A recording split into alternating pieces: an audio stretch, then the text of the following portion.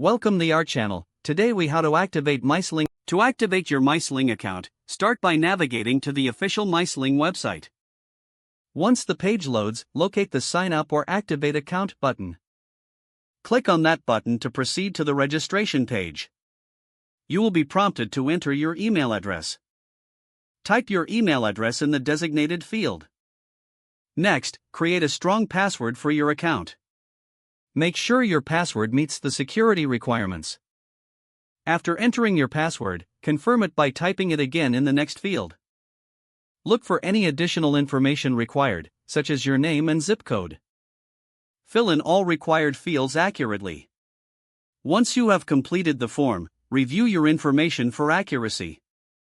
If everything looks correct, click on the Create Account or Submit button. You will receive a confirmation email shortly after. Check your email inbox for an email from MySling. If you do not see it, be sure to check your spam or junk folder. Open the confirmation email and look for a verification link. Click on the verification link to confirm your email address.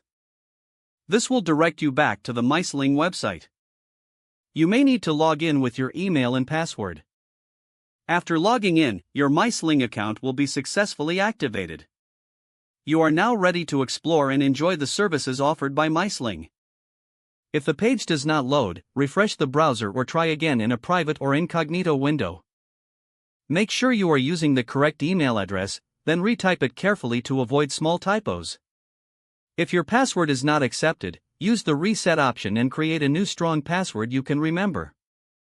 Check your spam folder for verification or security emails, then complete any requested confirmation steps. Enable two-factor authentication if available to improve account security and reduce unauthorized access risk. After signing in, review your profile details so your contact information and settings are accurate and current. If you see an error message, note it down and try again after restarting your device and internet connection. Don't forget to like this video and subscribe to our channel for more step-by-step tech guides.